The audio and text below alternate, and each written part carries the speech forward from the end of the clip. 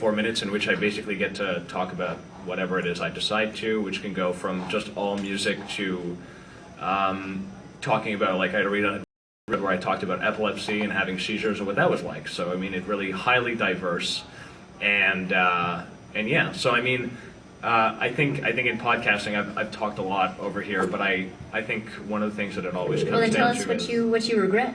What I regret? Damn you. Yeah, the things that I have done wrong. A lot. I guess a lot of the stuff that I really felt that I did inappropriately was the fact that I always kind of like let things go. I never tried to talk about my show. It was never, I don't know, like I meet a lot of podcasters that are definitely they're about promoting themselves. They like to do it. They talk about their show, and I was always like kind of trying to be subdued as much as possible. I was almost like, I don't really want to talk about myself or whatever, and but I don't know. Maybe I feel that I would be further if I had gone out and talked about I think you're pretty good at marketing. And I mean, also part of it though is you put a very good, consistent quality of show. So like that talks a lot. We've seen people who have promoted themselves a lot, and what they're doing is actually not that fantastic or special. Our biggest regret was when we first launched GALACTICAST. We wanted to do it all. We wanted to have a news segment. We wanted to have a comedy segment. We wanted to have a review segment. And we wanted different review segments. We wanted like a comic review segment. We wanted a movie review, a TV review. We wanted everything. And after like 2 weeks, we broke down and cried. Yeah. And so that's when we said, you know what? We only have fun doing this. Like, honey, I love you. We can't do it. Yeah, it's really dramatic. We only had fun doing the comedy sketch segments, and like now, every time we think about those old episodes, we're like, my God, why do we waste? I don't know why they're still 4 weeks? on the internet even. Yeah, sometimes we debate pulling it on, but it's the honesty thing of keeping it up there so you know what took place in the past. And this is why we're never doing that again. Yeah, so that's probably our biggest regret, was not finding that focus. And the thing is, though, you do have to go through that when you start up anything. You sort of have to stumble around a bit. You finally walk into whatever that thing is that you want to do. You can't just sit back for, I know a lot of people, where is he? There he is. I know a lot of people who have great ideas, and they just don't do it. They gotta just go out and do it. And it doesn't matter what the quality is, you just have to go out and try it. When we started KitCast, that was made on my digital camera, which had video capabilities, and the sound was awful. It gave me a lisp. Everyone thought I had a lisp. Or even worse, like sometimes I put my little finger over the cheap microphone on the camera. If he moved his finger on the camera, you hear this. That's a great take. Yeah. I guess it's interesting because some people have gone and they've figured out a niche for themselves, and others haven't. I mean, it's kind of interesting because I think you guys have found one that is great for you, that you're able to succeed in, and I feel like I'm all over the place still. But again, your niches, as you just said, is that maybe. you're topical, but for people who are interested in more of an urban, conversation than other people want to do things. Plus, you've done some things right that we haven't, like search engine optimization. You're all over that. Where we started clued into it, like I think maybe 4 to 5 months ago, and it's funny because my day job is a web developer, and then you'd think I'd figured that out, but then suddenly the moment we do search engine optimization, bang, suddenly we're getting all these people coming from Google who are finding us when they start looking up for sci-fi comedy and stuff like that. We were actually talking the other day about like what would we have done different on our show, and what's our best advice that we could give anybody. And I think one of the best advice is that make episodes beforehand. If you're going to have a show, don't just make a show and then put it on the internet, Make a show and then wait about 4 weeks after you've made 4 other shows and then start doing it. Because if you fall behind, and boy, do you fall behind. If you're doing a regular show, if it's weekly or if it's daily, it can get very difficult. If something happens in your life, it gets very tiresome, and you don't have the time to do it. So if you can make those episodes beforehand, and just hold them. But I know a lot of people, they're like, oh, it's so good, I'm so excited, I have to put it out there. Well, just try to hold it back. Again, this doesn't apply to everybody. Like for or some don't people, put it on iTunes until you have a few. It doesn't apply to everybody. Some people, like it makes sense for them to be that quick turnaround. In our case, we're such a production, it happens. Yeah. Julie can talk the same thing. Well, absolutely. I mean, another thing that I think you just brought to my attention is the fact that people more and more, as podcasting becomes more professional or whatever, and people come to see it more as a as a big deal. You know, iTunes has it, Disney has it, every CNN has it, you know, The Economist or whatever, and then we have it, and we're like, is that individuals are become afraid to make mistakes. They become afraid to screw up, and they want a perfect podcast right away. And be like, well, guess what? You're going to get nowhere in the meantime. You know, go ahead, put it out there, and just watch reactions. Learn from your mistakes, but make those mistakes. Make them. Otherwise, you're not going to be making progress. You know what I mean? There's no way we would be doing the special effects we do today if we had held back and gone, well, it's not good enough. We can't show anymore. And that's a very good point Julian makes. It's also that, you know, those big corporations, they're not ever going to move as fast as we do. Like now they're getting into it. And how long has podcasting been around? You know, now some of them are having their video blogs, and you've seen them.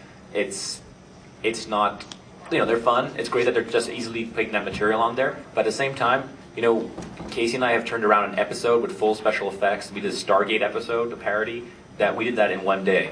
1 day of filming, shooting, special effects, and all that kind of stuff. And, you know, one long day. we don't want to do it on a regular basis, but at the same time, we can do it. Whereas sometimes we have these media connections. I don't know what Julian's experience with them, where you're like, start talking to these people, and they're so slow.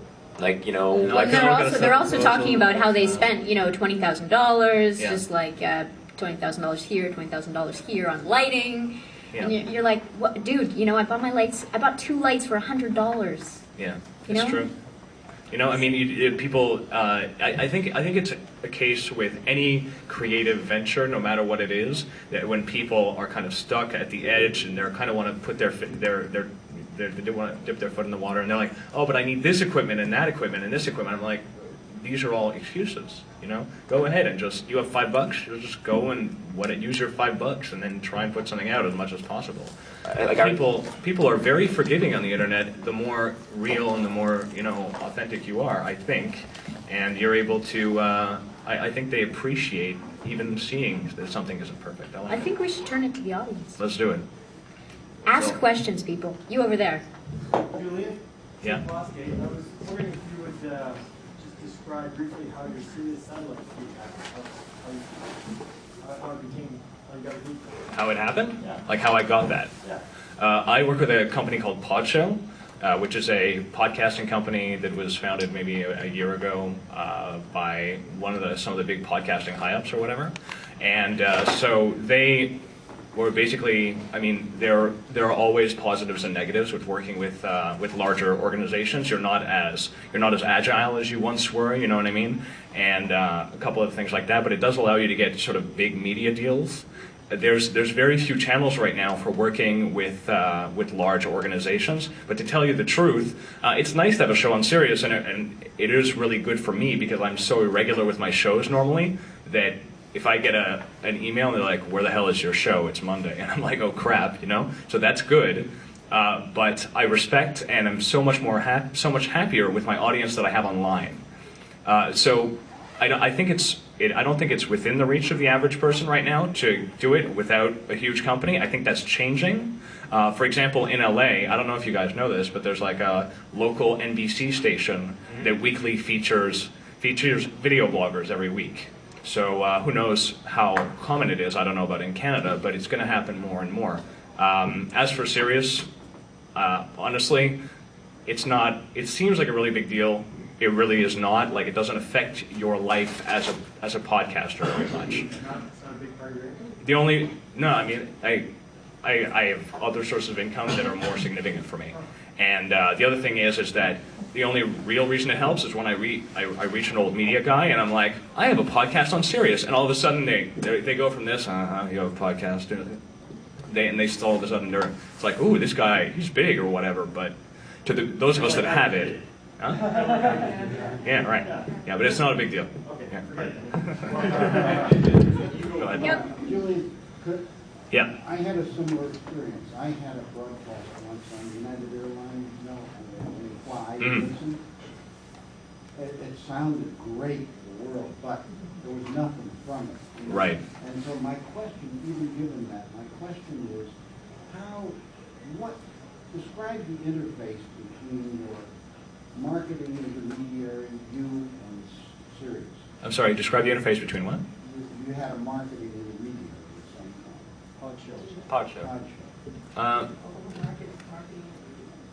just call them Well, pod. whatever you want. It's hard to say.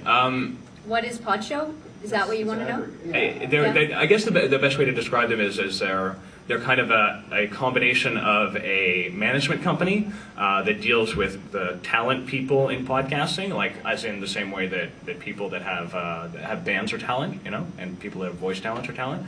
A combination of that and people that will not only and that will help you interface with larger kind of massive monolith companies like Sirius and now Sirius NXM, where normally you'd walk up to them and no matter how cool your press package is or whatever and how many thousands of dollars you spent on sending it to them, they'd be like, who the hell is this guy, right? And I think, I mean, again, having worked within an organization like that for a year and a half now and having worked from outside of one as well before that, I think people give a lot of credence to being within a media company like that, but I think more and more the opportunities for being able to do everything independently are massive and increasing. And we see that in the record label world as well. You know, everybody is thinking about being the next Britney Spears, but it's the guy that's hustling and selling his CDs on the street that's really making a living. You know, he's making $10 a CD. He sells 1,000 CDs, $10,000. 1,000 CDs for Britney Spears is going to give her like that. You know what I mean? She won't be able to eat lunch with that. You know what I mean? A really bad haircut. Anybody else? What do you guys want to do next? Like, you've achieved whatever you've achieved, awards and deals with Sirius and... Money would be nice.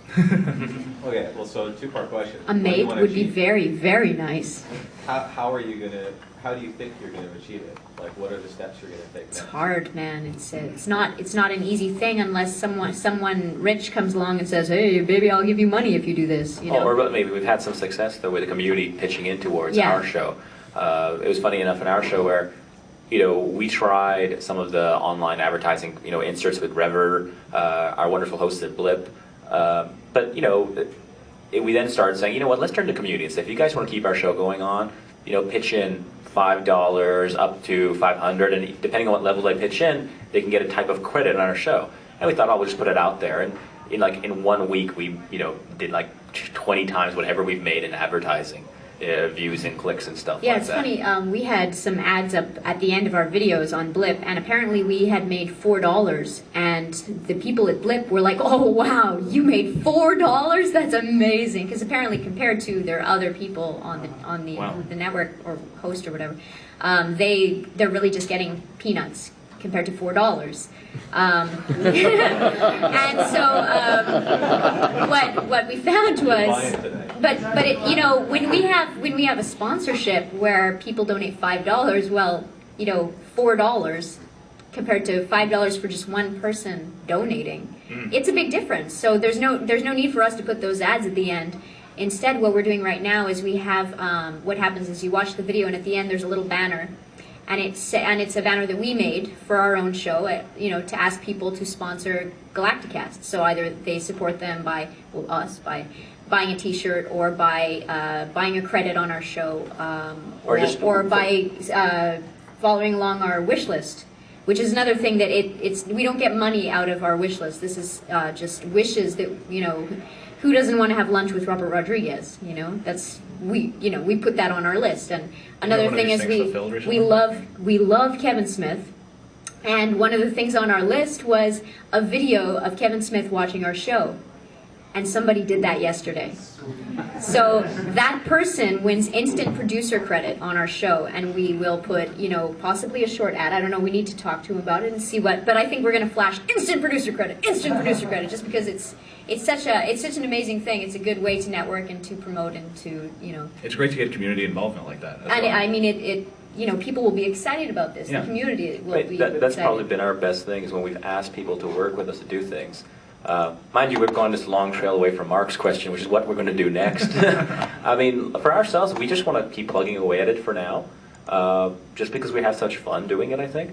We love the industry, Yeah. for one. I mean, it satisfies us to be creative, you know, and I would love to work further in the industry or in more mainstream, you know, acting and editing. I mean, That's my favorite thing. So. I actually hate going in front of the camera for our show, but I'm the cheapest actor we know, so And you make a very nice woman. I do. I get up and drag way too many times, but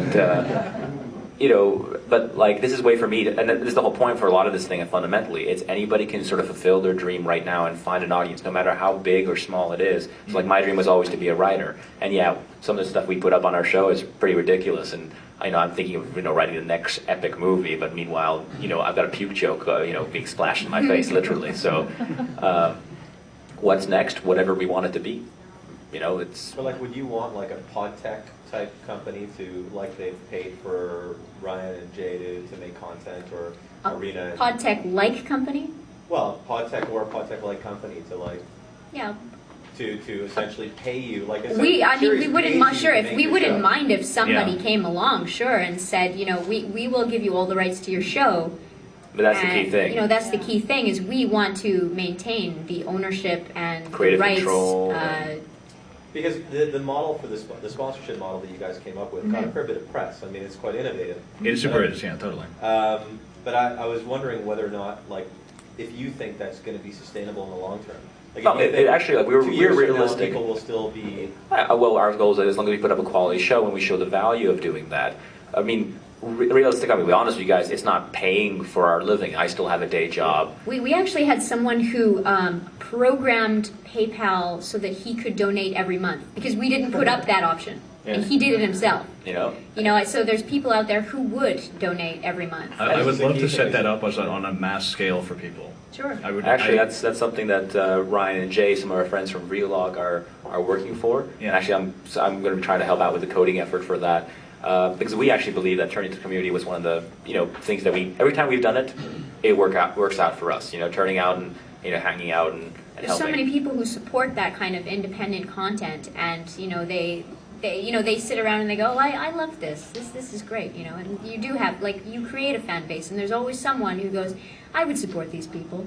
And if you ask, someone will donate. Someone will help you. Or buy a T-shirt or what have you. And it's all the tools are out there for you guys to just grab it and go ahead and make what you can of it. And there's some realism to it, but at the same time, you are doing what you want to do, and that's what's really important. Yeah, that's what's interesting. Everybody talks about quitting your day job or whatever, but sometimes they're like, well, actually, I really liked my day job or whatever. It's like they assume that you hate it. In terms of your question, it's really hard to say. I think what Chris Brogan, if you were at the I think it was the Return on Influence panel that they had, they did a thing where Chris Brogan just kind of drew a ladder, and he's like, how did I get from here to here in one step? You know what I mean? Where normally you're up the corporate ladder, it works like this. You work for 2 years. You hopefully get a promotion. You get up here you are. But it doesn't happen that way with us because it's like we're leaping ahead. I don't mean us here, I mean us in this room, and I mean us at this conference. We're able to leap ahead by reaching people, by connecting with them, on a level that is far more intimate than the average person in media is capable of doing. And I think, I really believe that you play your cards right, you're smart about what you do. The sky is it really is the limit for what people in podcasting are able to do. Because, I mean, it's like I was saying maybe an hour or two ago, if I 2.5 years ago, if you were like, okay, so this idiotic show that you're doing is going to land you this and this and this and this, I'd be like, who are the stupid idiots that are going to make these decisions to allow me that?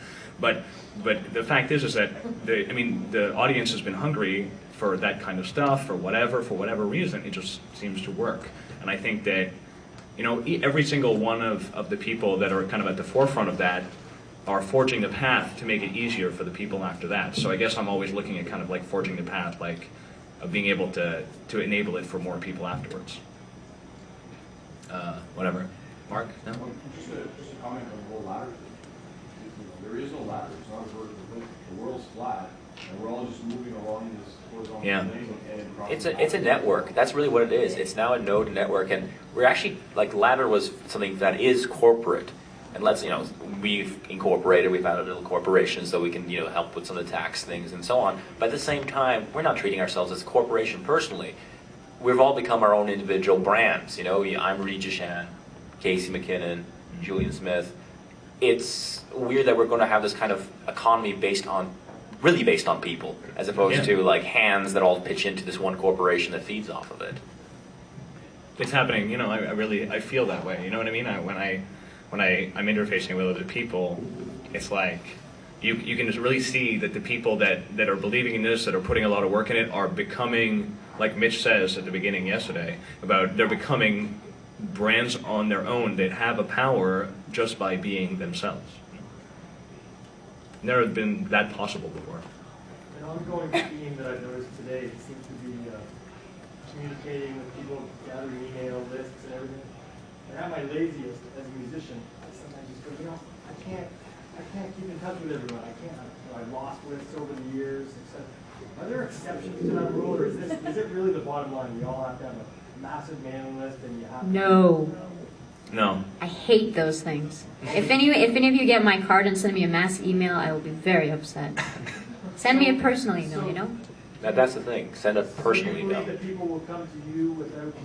Well, the whole point is RSS. You know, if people can subscribe for free, and you know, if you're interested, or you can also have an email list that people could subscribe to. But I wouldn't just subscribe people to an email list, because that's just evil in my opinion. But like you're talking about how to gather an audience if you don't do those type of things. Well, you know, there's multiple paths. You just make that decision of what you're doing. We ourselves don't do the email thing. We've talked about it a couple times. We go back. We don't and want to forth do on it. anything that we feel is evil. Yeah. Yeah. But and that's your own personal opinion forever for limit you. what it is. Well, I'm sorry. There's other stuff that we do, like we do the MySpace thing, because we like that. We like the social network. But we have added a lot of William Shatner's friends on MySpace, because we figure those people like sci-fi and they like a good sense of humor, so they probably like our show. But there's you just plug away at it and what you see fit and do what you feel. And I'm a big believer in the long tail concept personally, where as long as you're connected some way, the main thing is make that connection. And in our case, we found more from people linking to us and more from people having good search engine optimization on our site than any email, bulletin, or whatever campaign we have on MySpace, because people can find us. We do a pretty good show, I hope, that they stick around. And we make it easy for someone to subscribe. It's literally one click. And your audience will grow, and you'll find the right people. And if you ally yourself with other people, they'll find you through that, and it keeps going on and on. The economy is changing, and that's one thing I also feel like people have to know, is that no one's going to become, Britney, as we talked about Britney Spears, no one's going to become Britney Spears on this. You might Ask a Ninja is probably the number one thing we can possibly aspire to. And that's nothing to sneeze at. Those guys I'm kind of shocked that at South by Southwest, Lonely Girl has her own panel. Yeah, but It's like, and it's South by Southwest film. It's not even interactive, which is even weirder. Oh, that's weird. But You don't think Britney Spears will come out of this? Like someday? maybe someday where people start adapting to this being, the Once model. this is the mainstream, possibly. Right. Yes. But at the same time, we're not targeting the mainstream. In our show, at least, we're not trying to go after that. We're going after people who like, poop and fart jokes about science fiction I'm films. not. I'm not.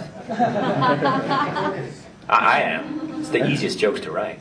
So you're spending an hour a day saying, working on communicating, or If it doesn't come naturally for us, we don't do it. As for me, I don't know. I've always been. Hold on, let me look at this. Okay. As for myself, like, I don't know. I've always been kind of somebody that is always like, if I was any kind of marketer whatsoever, it'd be a direct marketer, because I'm always verifying, like, oh, did this work? How much did it work? Should I be doing it again? And so on. And as I've attempted to do things, I've been like, no, this is not good enough, or it's just not my style, or whatever, and sort of discarding methods.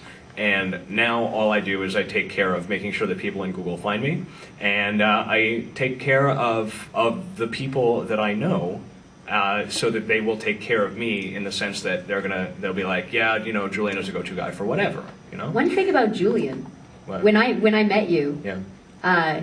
you gave me your card. Yeah. I gave you my card. Yeah. You emailed me that night, and That's then right. and then you kept a dialogue open. Yeah. Even though I was super busy. I mean, that personal connection is a very important thing, and we will answer a lot of emails on Galacticast when people send them. We can't answer everyone, especially the creepy ones, but we will answer as many as humanly possible, and that's important to an audience. Your comments too.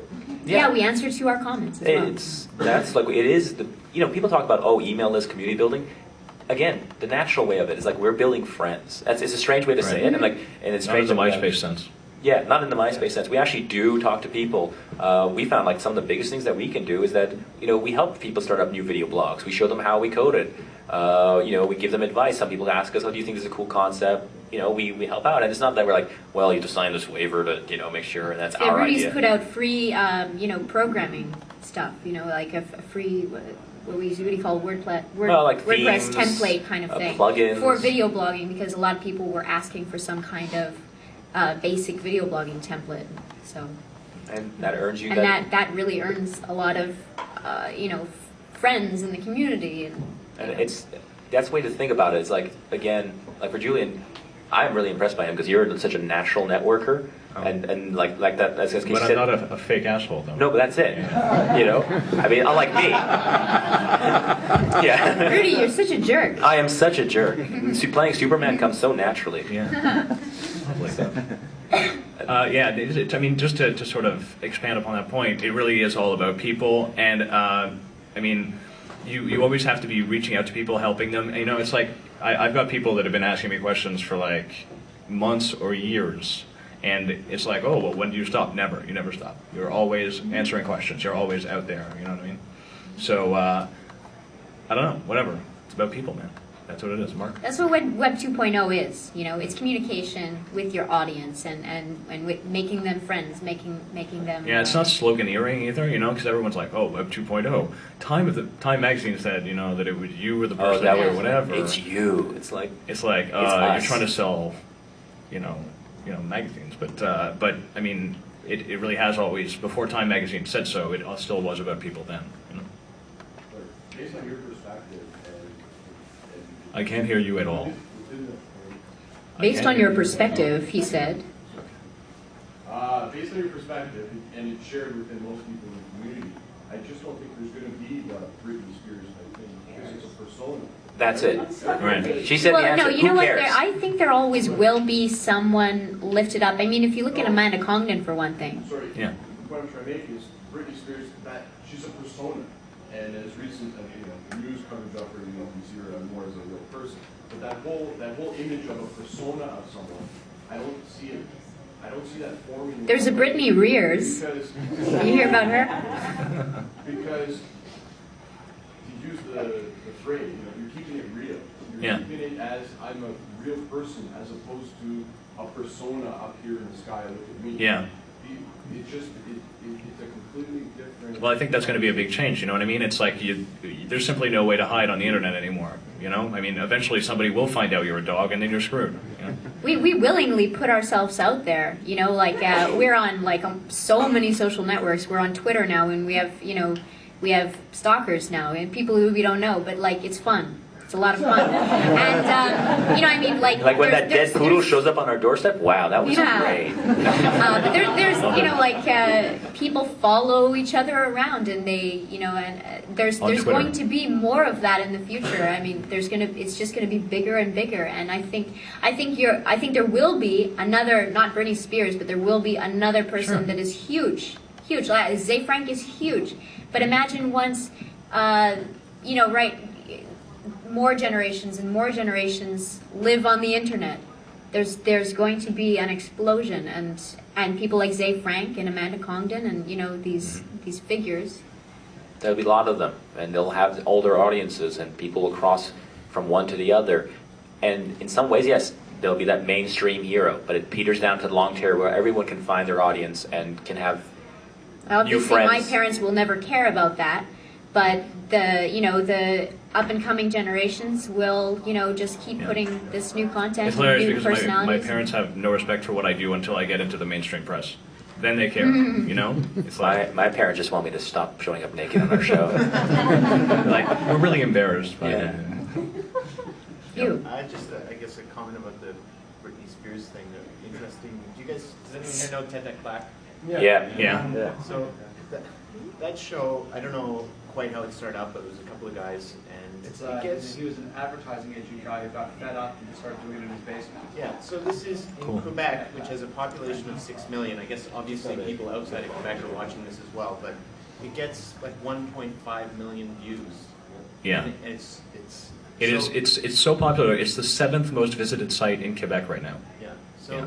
So So I mean, Porn's other Britney 6. Spears stuff. Now they're probably going to go, get a commercial deal or whatever. But the I don't know. It seems to me the Britney Spears question is kind of a sort of irrelevant one, really. It seems like it's already happening. Yeah. Things are different, and there's going to be different ways that some things are going to filter up to the top. What's interesting with Tech Black, just to show you also how you can monetize it, is they actually sold the rights to mobile. So like any sort of streaming mobile device, you can order these episodes by for $2 an episode.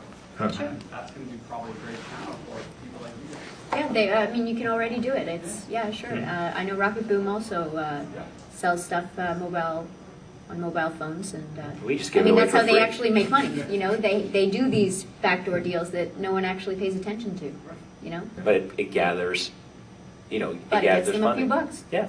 Yeah. And that's also part of it, is the multiple revenue streams. What's going to be sort of challenging, I think, is the fact that we've got this audience, this potential audience of Generation Y people who have kind of who are, yes, into the laptop, but also much more into mobile phones than anything we really understand. And when I look at that challenge and I look at these people, I'm like, well, I would really like to reach these people, but I honestly have no clue how. And so in terms of an audience, I mean, they've created a mobile version of their thing. I've had a couple of offers where people would be like, well, we're going to send it to people's mobile phones, and I was like, why do I care? And then I really should care. It's the next iPod. Well, Yeah, who they knows, already yeah. have RSS feeds for mobile phones, and that's what we do. That's what we Yeah. have. So, well, one of our feeds, anyway. So. Anything else? Go for it. I have a quick question for Casey Rudy. You guys obviously come up with maybe different opportunities because of the success you're getting now, or you have new ideas to start new opportunities. Would you use new opportunities? Would you brand them separately? So let's say a new opportunity came along, would you have to start from scratch to brand it, or would you use would you use your podcast? Well, we've been branding our names more recently. We were first of all, when I did my KidCast, I was Ms. Kitka. And I was actually very disappointed because people knew me as Miss Kitka, but my name is Casey McKinnon, so everyone's like, oh, Miss Kitka, Miss Kitka. And, hey, when you're doing something that you're proud of and it's getting press and it's getting popularity, you want to be known. Right. I'm doing this, So I started using the name Casey McKinnon, and we started GALACTICAST, and GALACTICAST started getting a lot of press, and now We're approached to do, we got some stuff that we've been talking to people about, and they want us to do things for them. But they're approaching us, it's strange, they're not approaching us, we want you to do a GALACTICAST thing. They're approaching us as, oh, well, here's Casey and Rudy, they have expertise in how to do a production stuff. Can we talk about, making something with you guys? And I like that. I like it because it's not that, well, you guys are just only going to be sci-fi, whatever. People have been able to see that what we do with it can lead into other things. And I guess it goes back to Mark's question in a certain way, where you want to go with it. We see ourselves as artists, that this opens up opportunities for us to do other things. And, we can pick and choose. We can say, oh, we want to work on this. No, we don't. Let's collaborate on that. No, we Who knows? don't. Maybe we won't want to make GALACTICAST forever. Yeah, Maybe. you always assume. What? Didn't you know, honey? On my own, slogging it out. Actually, you know what? You've asked a couple questions, and there was a man over here. That guy. This man. Yeah, I guess I just wanted to make a comment that I think that On Britney Spears?